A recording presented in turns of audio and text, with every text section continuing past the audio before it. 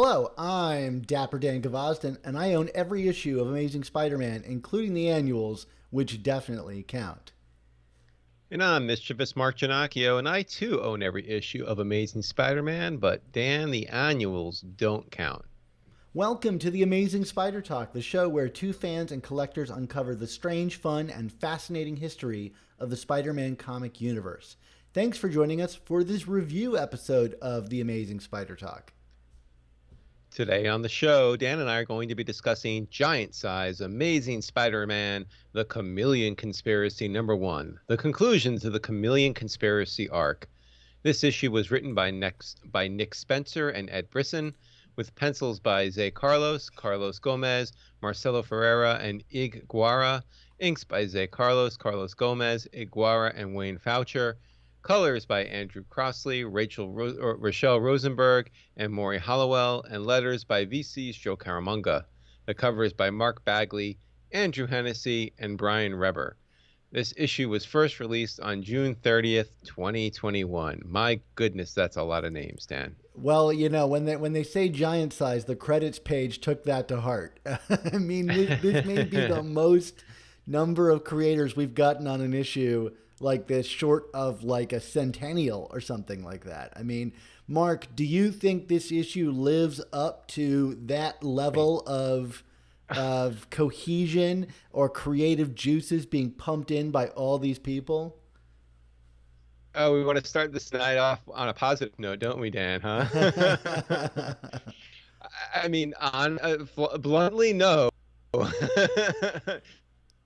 I don't know, Dan. I mean, yeah, there's some fun to be had in this comic in a kind of fluffy, marshmallowy way, but like overall, like I don't know, I found this arc to be a bit of a dud. Arc that we've had in this creative run since certainly the 2099 one, maybe even weaker in a lot of ways, because I think this one was building on a lot of ideas established earlier in but like I don't know if it was just that it didn't pay these off, or the payoff just wasn't satisfying, or just kind of dull. But either way, I did not put this issue down thinking, man, I got a hell of a ride for, what was it, $5.99, $6.99? I mean, what are they? I'm looking up comic now, $5.99. I don't know, like, this just seemed very below, and this whole arc seemed very inconsequential. And we got this when we got it. That's my big long-winded rant. Do you feel differently, Dan? No. I mean, I don't think in essence I feel all that differently from you. I think this is maybe the best of this arc in that it's actually paying off, and I say that loosely, paying off, you know, the rest of the setup to the arc. I mean, this is where all of the things happen in the story. I don't really understand why we had to have so much wind up to this, and I imagine it may just be to kind of give Spencer a bit of a pause while he can get ahead on writing Sinister War and all that stuff, because he's about to do a massive sprint to the conclusion of his run here. But yeah, I just think plotting wise, it's strange. There's like, I mean, just basically, I think like there's a bunch of stories here that are smashed together that don't really, I don't know what they have to do with each other, you know, inherently. Like, I don't really know what the Chameleon or Teresa's story has to do with the clairvoyant story. I understand that they are tangentially linked, but I expected them to kind of dovetail a little bit more here. And instead, it seems like we kind of get like a perfunctory ending to both. That doesn't really change anything or make any declarative statement. And, you know, it feels just kind of wishy-washy. And that's true of like the whole creative thing here. We got 4 artists on one issue. And this isn't like a celebration of Spider-Man artists. These are clearly fill-ins that are kind of picking up what pieces they can. And, you know, they've been doing this the whole run, this whole arc. I don't know why you didn't just give one person one issue and the next person the next one. I mean, it's kind of seamless. Marcelo Ferreira's stuff stands out the most to me. but the whole thing feels like it's been cobbled together from a bunch of different stories and a bunch of different artists, and then I don't really know what we get in the end. Yeah, I mean the art. My issues are really not with the art in this. I mean, I think, like you said, I mean the art for the most part is fairly cohesive, and yeah, I mean there are some sections that seem a little more elegant and well rendered than others, but like nothing that also was kind of like a demerit from my standpoint, from a visual, visually speaking. But like, yeah, I mean this story, like, like you said, we were just throwing like a bunch of ideas out there, but like nothing that really links anything together in a meaningful way. And I mean, the fact of the matter is, I mean, this whole issue is the chameleon conspiracy. And yes, I understand that some of the villains of the myriad of villains that Spider-Man fights in this issue are essentially like, chameleon clones or whatever you want to call them. But like, you know, it's the Chameleon Conspiracy, and Spider-Man and the actual Chameleon never face off in this Yeah. comic. It's just, which is kind of outrageous to me because he's one of his main rogues. So like, how do you gloss over that and have Spider-Man spend his time with all these like B-list, not even B-list, C or D-list villains, and plus like clones of those D-list villains Well, that's the thing. or Like, henchmen or whatever you want to call them. not only is it D list, it's fake D list. Like, it's Right. not Yeah. even the Yeah. looter. Exactly. It's not even the grizzly. It's the D Right. list chameleons. I don't even know how to qualify that. I mean, to add on to that, and I don't mean to cut you off. It's like, to me, like, this is kind of a fun standalone thing. Like, it's a big dumb action spectacle in the sky. If it was just that, I think I would have enjoyed it just fine. Like, if we got 2 issues of this, or maybe like one large issue and one small issue where it was kind of big dumb spectacle in the sky, I'm fine with that every once in a while in a Spider-Man book. But I don't know why we needed such narrative setup for something that was just so like punch bunch of guys and not be declarative on anything. It's just like it's a mismatch of where you're placing your time and efforts. Yeah. I mean, like you said, the action itself was fine. It was fun. I mean, like it was silly. Like you said, like in isolation, it's it works. If this was like an annual, and which we got one this week, although I don't know how consequential it's going to be, I would have been like, all right, like this kind of works. But like, I think it really suffers from, frankly, from introducing all of this Teresa Parker and Chameleon and Finisher mythology here. Like I think like they're trying to introduce big ideas without really the proper setup or stakes attached to it in a way that matters. Nor do we really care about I shouldn't say any of these characters, most of these characters in this subplot.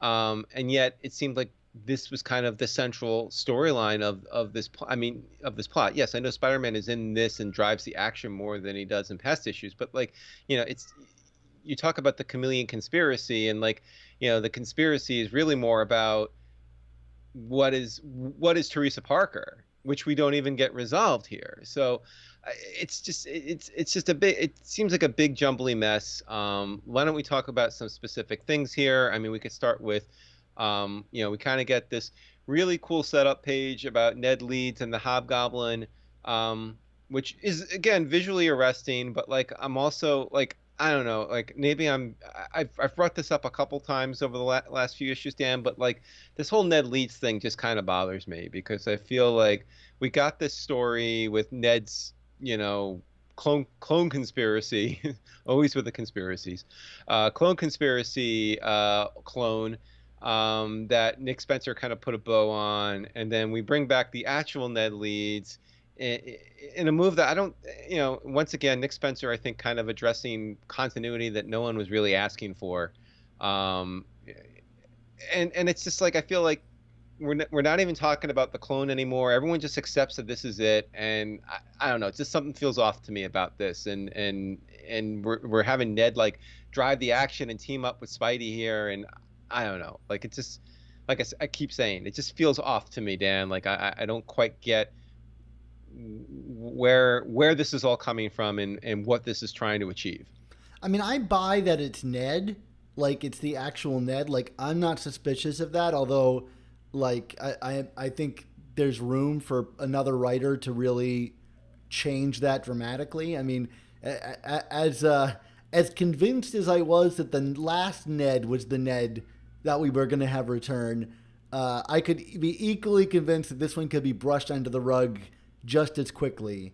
I still don't understand why we've had to do this. I mean, I think this issue maybe tells us why he felt like having the real Ned come back versus a clone of Ned come back was important, because in this case it's literally the same guy on the same timeline who has the anger of hiding away for a decade to seek vengeance on the foreigner for what was done to him. But like, I don't think that the payoff here is worth that level of complication.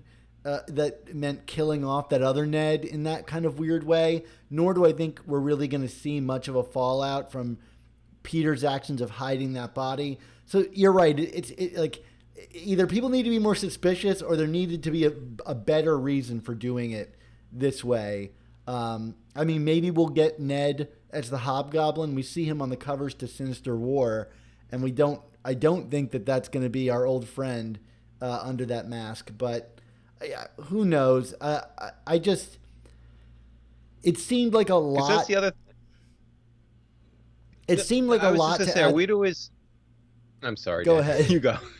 It seemed like a lot to add this wrinkle of retconning Ned Leeds onto a story like this. Like, it didn't need all that extra stuff added on top of it. No, it didn't, because and like the top it off, like, I guess. So are we to assume that he is still powered in part by the Goblin serum? Because like he's going into the action here like he's a superhero, which is just, again, like, even I guess it strikes me odd that Spider-Man would just be cool with that. Like, like in the beginning they kind of split up, and it's like, here, you take care, Spidey, you take care of Jamie. I got my own business here, and it's like, huh?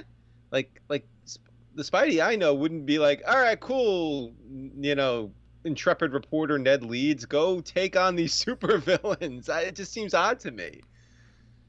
Yeah, I don't have anything else to say. It's just like we've gotten so far past the point of every single one of Peter's friends being superpowered that it's become just an eye roll. And Ned Leeds, it's like, I never expected we would get to this point. Yeah, it just, like I said, it comes out of nowhere, and I don't quite get, like I keep saying, I don't get quite what we're trying to achieve in bringing him back here, and kind of not even really acknowledging this other Ned that existed and his relation to everything. Like, I mean, is at any point has Peter even like monologued about the other Ned? Yeah, right. When Ned came back, when this Ned came back, Peter had like a monologue where he was like lamenting, what he had done, and that she didn't know about it. So he does feel guilty about that in some regard from hiding that. Okay. But he's kind of over it now. Yeah. Yeah, he gets over it pretty quick. But also, I mean, I don't know, like, and I know like it's comics and we've done this before, characters hide in Europe or whatever, but like it all strikes me as odd that like you would use that card on Ned Leeds. Well, who hasn't hid in Europe at this point? I mean, right, right, but it's but that's what I'm saying. It's like we got to just use that trope for Ned Leeds now, and then Ned Leeds comes back and can kick the foreigner's rear end. It doesn't work for me, Dan. That's the bottom line. I think this is just like you said. It's spinning its wheels and onto and it's kind of, frankly, I think a little beneath the book at this point, because it's really straining like just just how much I have to buy into now. Like it's eye rolling, and and again, I think this is Spencer doing what he's been doing this entire run, which is like, I'm gonna retcon and bring something back that never sat right with me, even if nobody is asking for it. Which in this, like you had Roger Stern come back to finish the story of the Hobgoblin the way he wanted to, which we're going to talk about in our seasonal content in a few short weeks. But like, to me, the Ned Leeds as the Hobgoblin saga was over, and I feel like Nick Spencer is like, no, it's not. I'm going to bring it back, and it doesn't work. So why don't we move on a little bit? Well, it's bad when we're begging for the explanation of it's a clone over what we got. Right. Yeah. Yeah. No, I would, or if it's another Chameleon character or something, which could be the case given everything else in this issue, although they really don't hint at that either. So I don't know. It's all ridiculous, but like you said, we get to see Spider-Man and Ned Leeds fight, basically a bunch of Chameleon disguised villains. And that brings us to the holographic prison cell of the Chameleon and the Finisher and Teresa Parker, and we get a very kind of out of nowhere retcon of the Chameleon's past. You want to break this down a little bit, Dan? Yeah, well, I'm not really sure what to make of this. I don't know if it's all hologram or if this is like a Chameleon acting troupe that's like putting on this performance. But like we see them or the hologram reenacting Dimitri's young life as a boy, and he's apparently was taken away by the Finisher to live and trained to be a chameleon. It would first appears to be like, oh, you're naturally talented at this like thing, but now there's a school for chameleons which Teresa recognizes. So like, this is, officially confirming our suspicions last episode that there is a school for chameleons like the Red Room, where all these people are trained to be chameleons.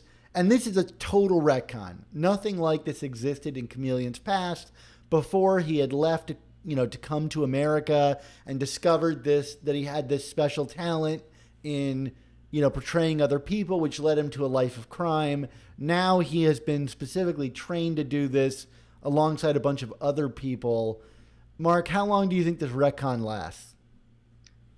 I don't know, but like, I do think it's worth saying. I mean, putting aside the merits of like what, how long this retcon will last and who's going to honor it. I mean, like, to me, it's disappointing only in the fact that like, it takes the Chameleon who, granted, there have been many long runs in Spider-Man history that I think have kind of diminished the Chameleon standing, and others who've kind of elevated him again. But like, if you're telling me that like he's just kind of one of several being trained in a school, I mean, like, you're kind of taking away his gifts here. You know what I mean? I don't like it. I think like this is a retcon that harms the danger and the temerity of one of Spider-Man's oldest, I mean, frankly, his oldest rogue, since he appeared in Amazing Spider-Man #1. I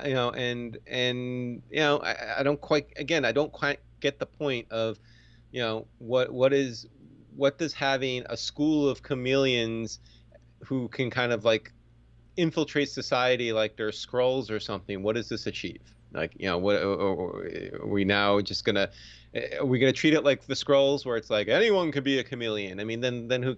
Like Mary Jane can be one. I mean, like, whatever. Like this doesn't seem to add up to something outside of just trying to play head games with people in a way that we've seen done in other comics and frankly done better.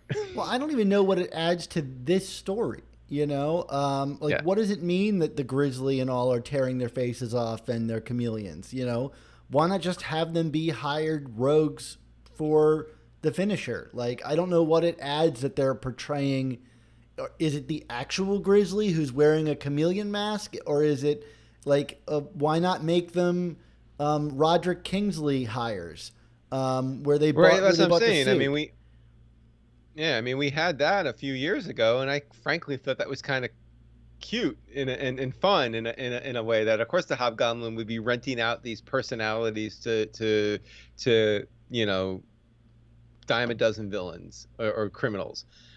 This, like you said, I don't quite get what this achieves, what we're going for here. Like to have these random guys just be revealed as chameleons too. And I understand that they're trying to build this mythology to torment Teresa Parker, but what does that mean compared to everything else that's being put out there here outside of just introducing a major retcon for a long-standing character? Yeah, absolutely. So, everybody's chasing after these twin MacGuffins, the Clairvoyant and the Catalyst, which neither of which I could care about for a second.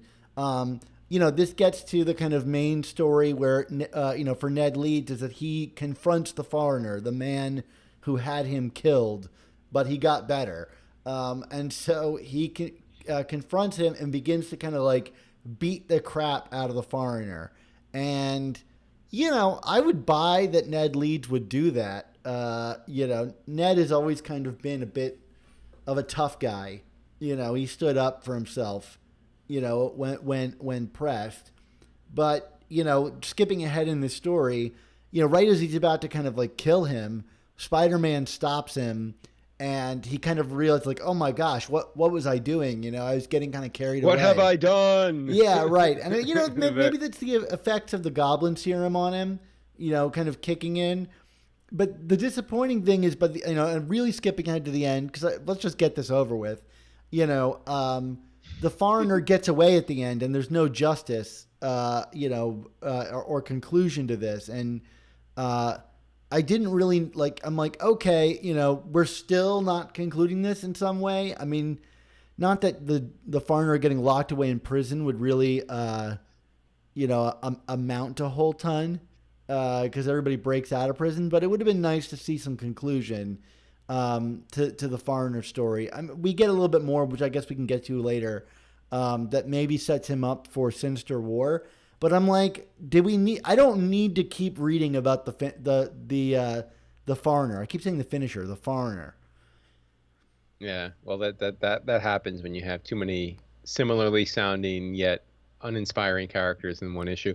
And speaking of kind of like, lame resolutions, I mean, we had, Jamie, who was like ready to like sell out anyone and everyone because of quote unquote family, over the Clairvoyant, at the end of this, this near death experience with this ship in the sky going down, basically kind of just give up the Clairvoyant to Spider-Man and be like, no, you're right, I'm just not capable of dealing with it, and like kind of walking away, and you're kind of like, oh, so we went through all that for that.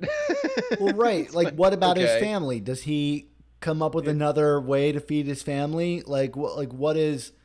Like, I think he always knew he was doing something wrong, and I guess this is a way it blows up huge in his face. He nearly kills like thousands of people, although I would hardly argue it was his fault. But yeah, I don't know. It's just like another dangling thing out there. I guess we'll never find out what happens to Jamie's family, because I don't expect we're going to see Jamie much into this new run, the Spider-Man Beyond. Maybe Dom from Fast and the Furious is going to show up with a shotgun and be like, what about your family? Oh, God, you're jumping on that meme train. Sorry. So, we get back to Teresa, where the finisher suggests that, like, I'm going to tell you who you are, but you could be one of many things. You could be a survivor of your parents' plane crash, as you believed you were. You could be an orphan that was trained to be a chameleon, or you could be the child of two chameleons who killed and replaced Richard and Mary Parker, who themselves were never spies, just accountants with a young son that you were never a part of their family. And when that was said, I got really excited, because I was like, are we going here? Are we going to make Richard and Mary Parker not spies anymore? And this was all a fake out, like that's a bold retcon that I could get behind. no matter how it's delivered. Like Right. Right. undoing Yeah. that. I mean, yeah, I guess at this point, I mean, it's never really worked for the character, but yeah, I mean, this to me, this is just insanity to be kind of spending this level of page count and emotional stakes on a character that frankly I don't think anyone is emotionally invested in except for like the few like Chip Zdarsky spectacular Spider-Man diehards. Yeah, well, I Uh, mean, the thing that's a real letdown here is it's like, okay, all of this was for the finisher to manipulate Teresa because what does he want from her? From her, he wants the clairvoyant, right? And yeah. she literally doesn't have to do anything. Like, it's not like she like shows up in the middle of this battle, and I mean, she's on the other side of the world, right? Yet somehow she's still able to show up in time for the end of this battle. So she shows up at the end, and Spider-Man's just like, "Yep, here you go." Take it, and oh, okay, I guess I got it. Like I don't know. Yeah. I expected that if she was, We got him. yeah, yeah, we got him. Did we get him? Yeah. I guess it's just kind of like I expected maybe for her to try to be subversive in some way, like to manipulate Spider-Man and her role as his sister, even though she might know that that's not true, to get this thing. Like that could be actually interesting, but instead it's literally she shows up and he's like, "I know you're capable of holding this, even though I've seen you lose your cool and kill some people or almost kill people." Like it's just like, wait a minute, Yeah. what? Even though in relative terms I've known you for like 3 weeks, I think you're capable. Right, here, take this device, which she ultimately crushes because she's determined to create her own past and future. It doesn't matter. She can, choose to be Peter Parker's sister. Okay, so like by the end of this story, we're basically back to where we were at the end of Family Business, which fine, Yep. like fine, except that for the one thing that matters is not been changed at all, which is that Peter still thinks that she's his sister, right? Right. Now, this could obviously be changed at any point, but like, why not do it here? Why go through this whole thing and then just get it back to like the previous status quo? Maybe that's because I'm biased and I don't like this character and I want to get rid of her. But I'm like, I thought it was a real disappointment because we're basically where we are in everything but like name only. Like Peter thinks it's his sister, so it's his sister. Like, what does it matter if she's biologically not? I guess someone else could change it in a later point, but then why not just change it here? It's just funny that Nick Spencer has been Mr. Fix-It through all of this arc, and yeah, here's the one thing like Dan Gavasdan is like literally just clamoring for week after week. Can we just fix this, please? And he's just like, no. I'm gonna leave it for the next brain trust to deal with. I mean, he doesn't have to do everything that I want. I mean, he's done plenty of fix-its that I would never have spent time worrying about fixing. Right. Yeah, I mean, we're kind of now we're stuck with this like dumb Zdarsky hangover, and like, look, I've liked a lot of Zdarsky's like stuff. I think the current book he's doing is okay. I think Life Story was good. We did a whole episode on that. I saw a lot of people clamoring for him to be like the main guy on Amazing Spider-Man, even after this Beyond thing, however long it lasts. And I'm like, look, I think Teresa Parker is case in point why you can't let Zdarsky write this title. Like, even the Jonah thing, as well written as that issue is. I was just say, he did. I don't want to call it damage because that's a negative connotation, but he made a lot of very significant changes that I feel really are going to be tough to wiggle out of down the road if somebody wants to wiggle out of it. You know what I mean? Like these are now like pretty permanent mythology changes in Spider-Man's universe that complicate things down the road, and it's going to paint Marvel into a corner. So there you go.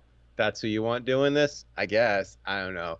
I thought that one issue that he won an Eisner for was kind of fun. There have been many comics that have said that about Spider-Man that haven't won Eisners, but his got one, so kudos. It's yeah. I mean, whatever. So why don't we also then talk about these other finalities with the Foreigner and Silver Sable, and then sound your kindred alarms because we get one of those. Yeah, I mean, I do want to pay some lip service to, like, I think the whole, like, crashing of the ship thing and Spider-Man punching his way and pulling it up at the last second is fun. Like, I've seen Yeah, it a million times before, but, like, the high stakes, up in the air drama of him flipping webs everywhere is fun. The mechanics of it all is a bit silly, but, like, I thought it was pretty fun time to see all of those visuals. So, like, to me, that's, like, the plus of this book. It's, like, dumb, fun action, right? So, but the extreme counter to that, to me, is what you're alluding to, which is this Silver Sable Foreigner thing. Like, the funds are drying up, and the Foreigner's pissed off about it, and I have no idea what any of this means. Like, I couldn't yeah. I care. mean, I just have no idea what it means, and I'm a guy that picks this thing apart every week. he's blaming Spider-Man and Ned Leeds and Sable. It looks like Sable's the one who screwed him, though. But then, but we're gonna bring in Taskmaster and Black Ant, who, are really just being used to the fullest extent as hired goons in this arc, which is again a little disappointing. I mean, I guess the Taskmaster appearance is pertinent with with Black Widow coming out in this weekend. I don't know, but it just seems kind of like okay. He's got to So fill out his we're doing roster this for the again. Sinister War. He's got to have his own Yeah, team. yeah, I guess. Whatever. um, um, so yeah, you were but what saying, do you make of this Kindred appearance then? With this, like, he needs the serum from the Chameleon. yeah, I don't really know what to make of it. The more interesting thing is, like, he needs the serum from the Chameleon, and Chameleon puts it as appearances and all. I think we're meant to believe that, like, part of Kindred's appearance is something as a result of a serum that the Chameleon has. Now, I don't know what kind of serums Chameleon has, Right. because he's not really a guy that I've known as, like, a serum-y kind of guy. And I don't really know, like, what that connection with Kindred is. I don't know that these characters have been connected. So this seemed totally out of left field for me. I don't want to invest too much in it, but even after that, like, the appearances and all thing, Chameleon still calls him Osborn. So I don't think the takeaway is supposed to be that it's not Harry Osborn in some way, more than it is, like, maybe the, like, centipede appearance of it all is like a chameleon costume of some kind. Yeah. Like, the creepy, smoky whatever of Kindred is chameleon stuff. Although that would still make more sense if it was Mysterio who he was linked to initially. So yeah, I don't quite get that either. You know what I mean? Yeah, I don't really get it. I mean, because Kindred does seem to have supernatural powers in that he's communicating to people through their brains. Like, an extension of his outfit being, like, something fake seems kind of strange to me. I mean, again, we can't really prejudge because I don't know what this means. But if I were to guess, it's, like, basically to suggest that, like, how he's formed as a visual isn't real, which I don't love, but we'll see. I mean, was that your takeaway? Yeah, I guess. I mean, then there was just a part of me that was wondering, like, are we just playing lip service to, like, the Harry Osborn Chameleon connection back from, like, the end of the David Michelinie That's true. run of the 90s. I mean, maybe the serum is what's keeping this demonic version of Harry Osborn alive. I don't know, because and not to jump ahead, but in the most recent issue of Amazing Spider-Man, there are questions of that now.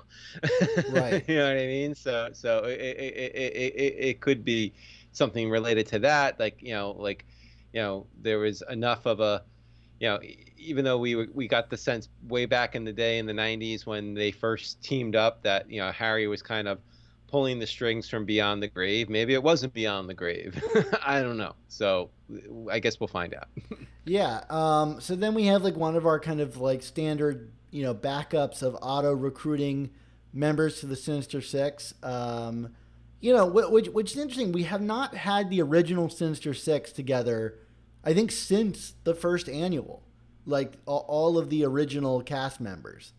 Yeah, well, because Craven was dead by the time they got back together during the Larson and Michelini run, so that makes sense. Right. So, like, recruiting this Craven here is kind of a big deal. He hasn't really been a part of the team in a very long time.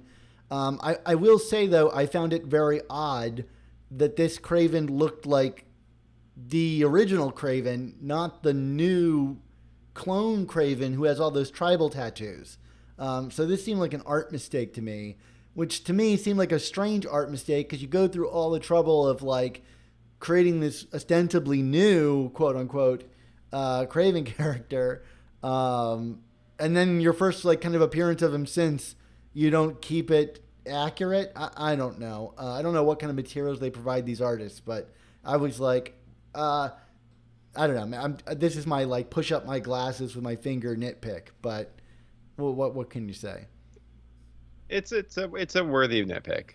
I mean, like, can we be consistent? But I guess not. Yeah. You want to do a grade? Yeah, this one's a C- to me. I'm going D+ again. I mean, I know that the action was better on this, but like the bloat of this comic just kills it for me, Dan. I mean, like maybe if the action was condensed into a normal sized issue, I would have liked it more, but like all this other stuff just really drags it down. And the D+ for this issue, and I think the whole arc was a D+, frankly. It just was really weak. I agree. I don't think it's as weak as the 2099 arc, but I think it's fairly close. Yeah.